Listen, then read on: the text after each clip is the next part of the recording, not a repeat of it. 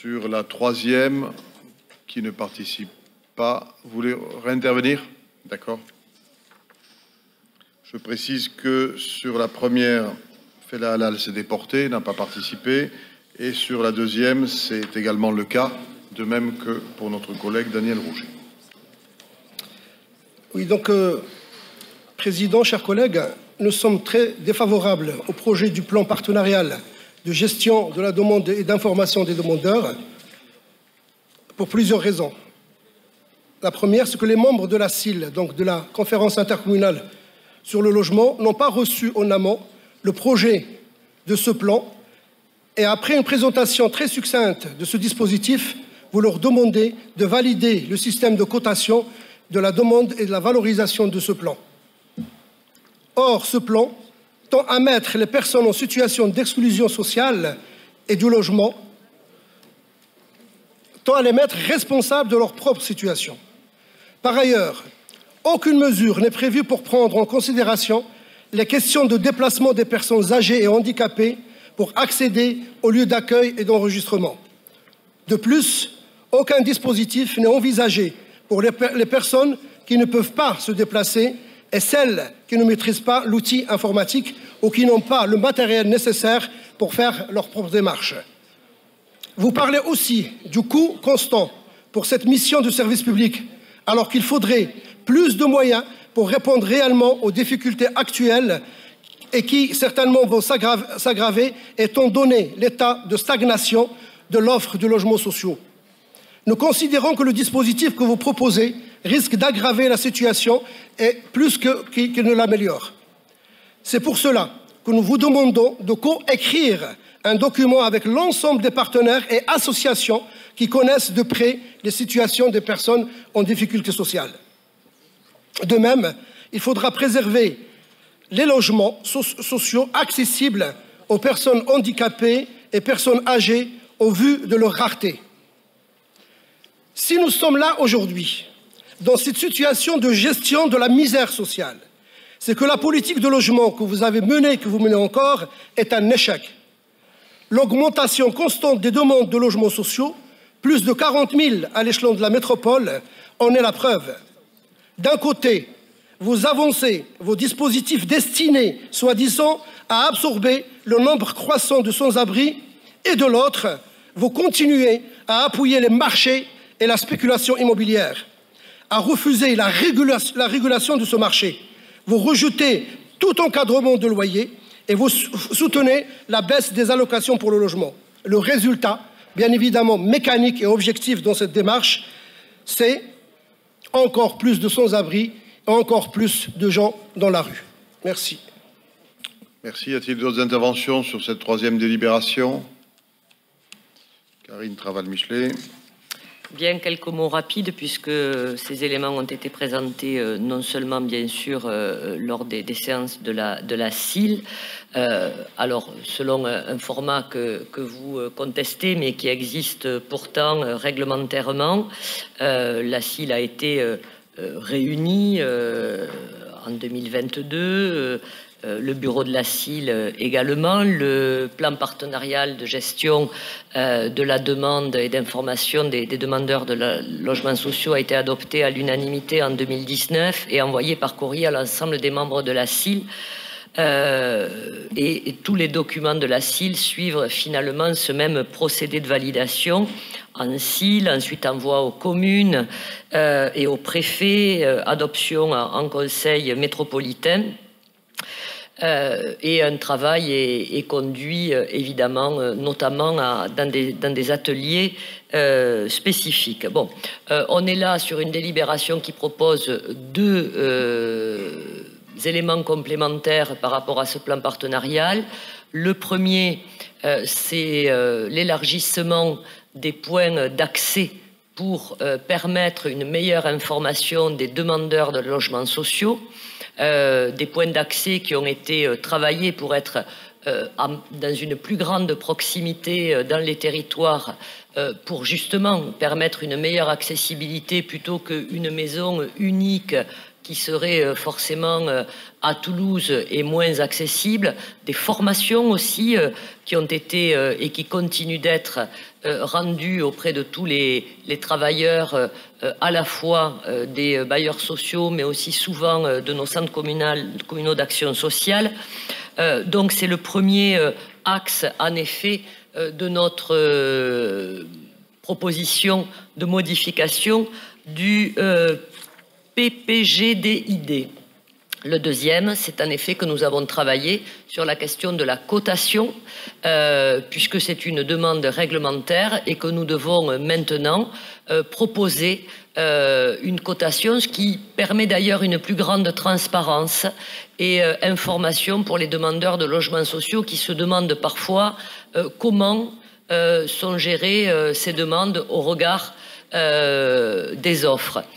Ces principes de cotation, ils ont été débattus, ils ont été travaillés, ils ont fait l'objet de plusieurs réunions et notamment en lien avec l'USH. Je rappelle bien sûr que ces principes de cotation ne sont qu'une aide à la décision, puisque chaque organisme de logement social, chaque bailleur social, bien sûr, a en son sein ce qu'on appelle une CALEOL, une commission d'attribution des logements, qui est une commission paritaire qui intègre bien sûr non seulement les personnes ou les représentants des institutions réservataires, bien sûr les bailleurs sociaux, mais également les représentants des locataires.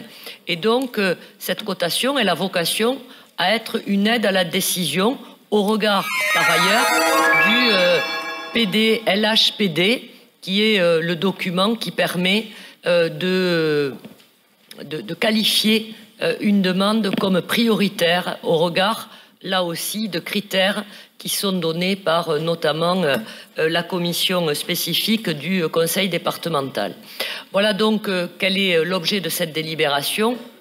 Et puis, bien sûr, vous me permettrez par ailleurs de ne pas partager, mais dans le temps qui nous est imparti, et nous aurons l'occasion d'en reparler à de multiples reprises, votre vision de la politique du logement social, même si par ailleurs je partage avec vous le constat qu'actuellement les choses se complexifient, liées à un grand nombre de paramètres, dont en effet, et vous avez raison, la loi Elan qui a, je dirais, démarré ce périmètre de difficultés qui se poursuit avec, par exemple, actuellement, l'augmentation du taux du livret A qui impacte beaucoup la capacité de développement des bailleurs sociaux qui, malgré tout, continuent à être au rendez-vous des objectifs qui sont fixés dans le cadre de nos documents d'orientation, dont notamment le PLH qui est travaillé en lien avec l'État.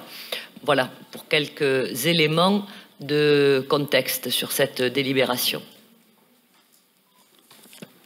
Merci. Je mets aux voix en précisant que Fela Halal s'il vous plaît, se déporte. Oui, Madame Morin. S'il vous plaît, je souhaiterais intervenir.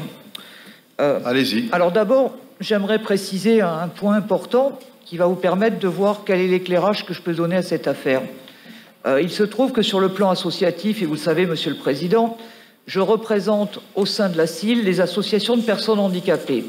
Je suis même, au titre de l'association Handisocial, membre du bureau de la CIL. Donc vous entendrez bien que je suis parfaitement au courant de ce qui se passe dans cette instance.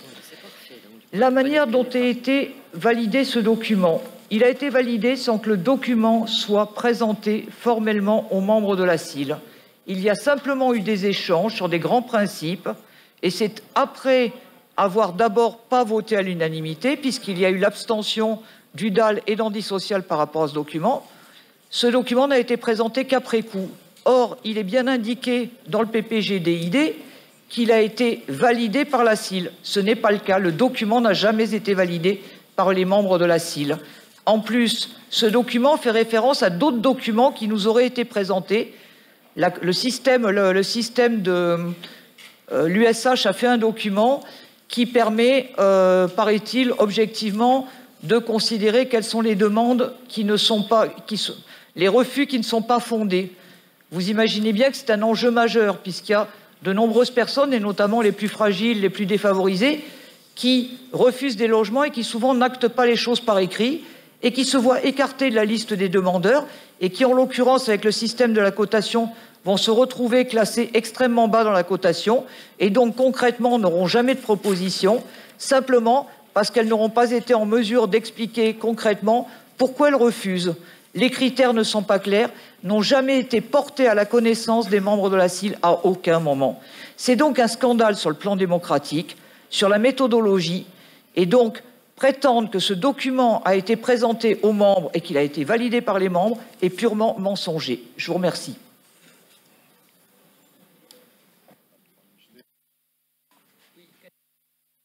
Pardon, quelques mots sur le principe de cotation et le point particulier que vous dénoncez, qui ne vous satisfait pas. On peut toujours l'entendre et en discuter.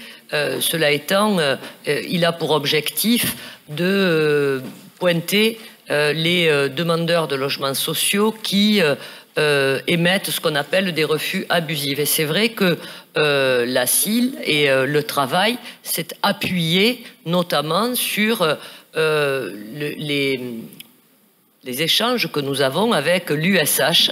Mais ce n'est pas vrai d'indiquer que ce point suffirait, et ce seul point suffirait à écarter pour de longues périodes tout traitement de ces demandes. Et ce n'est pas vrai non plus de considérer que ce seul point suffirait pour qu'une Caleol ne retienne plus la demande de ces personnes si par ailleurs le refus, bien sûr, est expliqué. C'est bien ça tout l'enjeu de ce point. Donc je crois que nous en avons parlé en commission également. Et que ce point est partagé par l'ensemble des professionnels, des élus aussi, et les Caleol sont garantes, bien sûr, et souveraines toujours, je le rappelle, dans la question des attributions. Merci. Madame Morin, à nouveau. La problématique, in fine, c'est quoi? C'est que les associations qui représentent les locataires et les personnes en situation de précarité, elles représentent 1/10 de la conférence intercommunale du logement.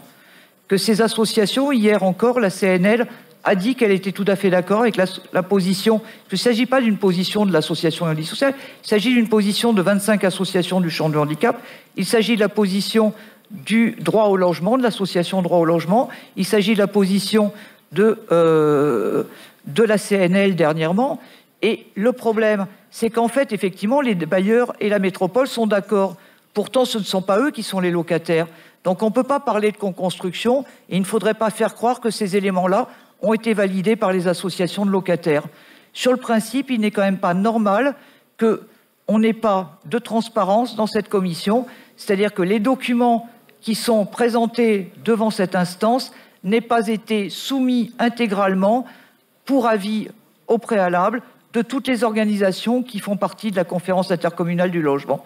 Et je vous invite par ailleurs à rééquilibrer cette conférence de façon à ce qu'on soit vraiment dans une représentation qui permette de faire émerger et d'entendre la parole des personnes directement concernées.